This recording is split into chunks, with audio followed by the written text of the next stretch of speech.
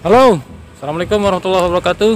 Hai, saat ini gue lagi ada di Sport Center Kelapa II, tempatnya markas dari Persita Tangerang.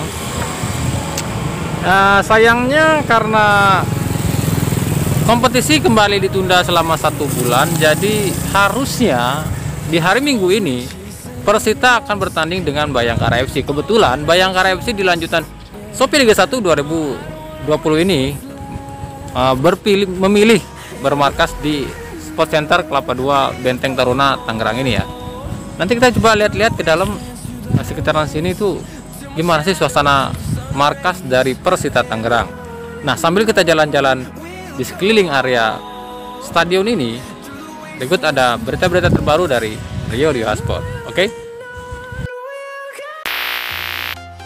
Meskipun liga ditunda kembali 1 bulan dan sebagian besar klub meliburkan skuadnya, bukan berarti sepak bola Indonesia mati dan tak ada berita.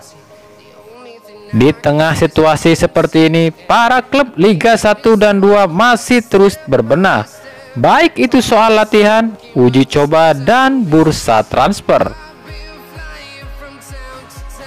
Berita kita mulai dari tim ujung timur Persipura Jayapura. Tim asal Papua ini di tengah klub lain meliburkan skuadnya, tim Persipura justru berbenah untuk pindah rumah. Mereka pindah dari Malang menuju Lamongan. Hal ini karena mereka tak dapat tempat di Malang. Akhirnya mereka pun mengajukan bermarkas di Surajaya Lamongan dan disetujui. Kini Stadion Surajaya Lamongan dipakai 2 tim, yakni Persela dan Persipura. Lalu dari Persebaya Surabaya, di tengah kabar 6 skuadnya terpapar virus corona, tim Bajul Ijo justru melakukan transfer pemain. Tapi bukan mendatangkan pemain, malah meminjamkan 1 pemain mudanya ke klub Liga 2 PSWH. Pemain itu adalah striker muda Venko Armenda. Persela Lamongan pun melakukan transfer, namun bukan meminjamkan pemain tapi merekrut pemain. Pemain itu adalah Jibril, winger muda yang diambil dari Persela U18. Jibril direkrut Persela karena Persela sepertinya akan batal rekrut pemain asing baru karena sulitnya finansial.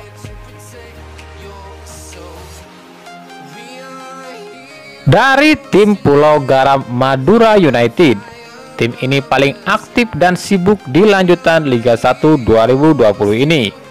Terbukti di tengah klub lain meliburkan skuadnya, tim Madura United tetap latihan dan belanja pemain. Bahkan baru-baru ini tim Madura United telah melakukan uji coba dengan tim lokal Putra Samudra. Madura United pun menang telak 13-0.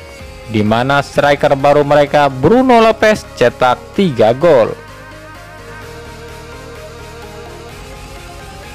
Sementara itu tim Jawa Timur lainnya Persik Kediri setelah terpapar musibah karena ada pemain dan CEO-nya yang terpapar COVID-19, kini tim Persik pun tertimpa musibah lagi gara-gara liga ditunda.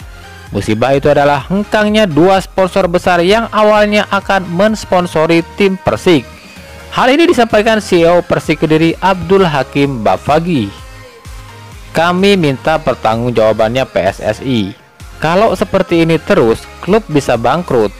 Kami awalnya akan dapat 2 sponsor besar dalam lanjutan liga.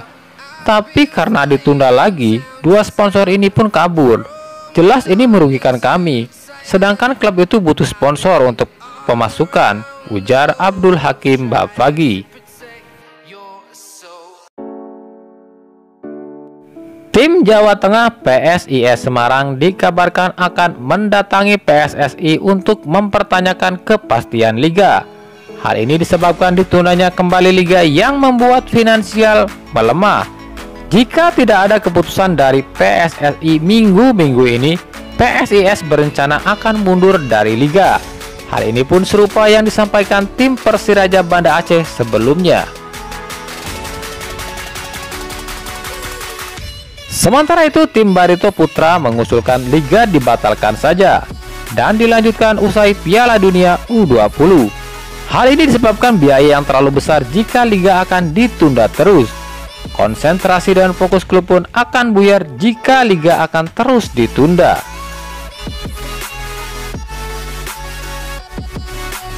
Tim Borneo FC justru harus ditinggal satu penyerangnya yang kabur ke klub lain. Ia adalah Titus Bonai.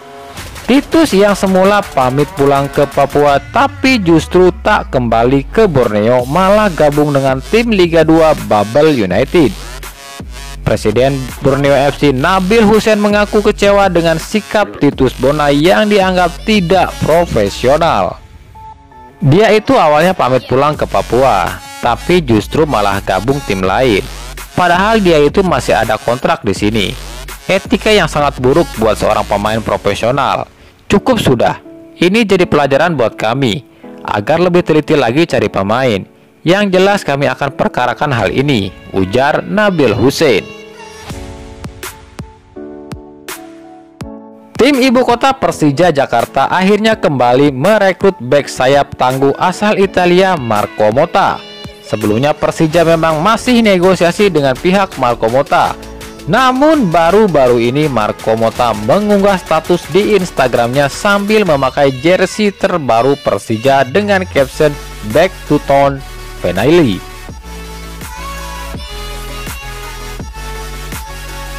Sementara itu, tim Persikabo memberikan respon atas ditundanya kompetisi. Menurut manajer Persikabo Randy Arindra, ini murni kesalahan PT LIB dan PSSI. Pasalnya saat rapat anggota klub yang pertama dan kedua, dirinya telah mengusulkan agar dalam rapat pihak kepolisian dilibatkan agar bisa saling terbuka.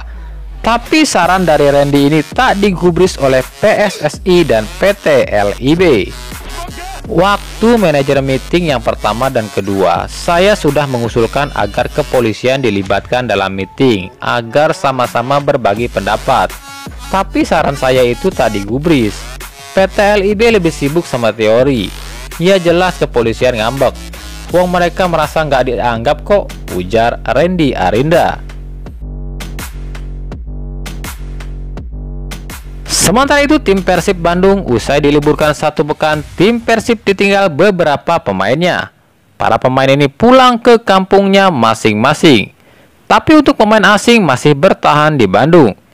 Seperti Victor Igbonepo yang pulang ke Jakarta, Benny Oktovianto pulang kampung ke Pontianak, Zulham Zamrun pulang ke Ternate dengan Freds Butuan, Imade Wirawan pulang ke Bali, dan Gozali Siregar pulang ke Medan.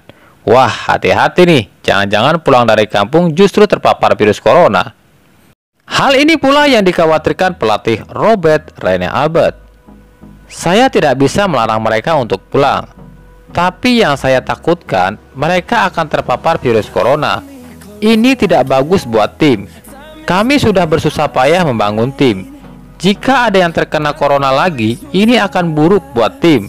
Persiapan juga akan kacau, ujar Robert Rene Albert. Perjalanan saya di Sport Center Kelapa II Benteng Taruna markas Persita Tangerang tak membuahkan hasil.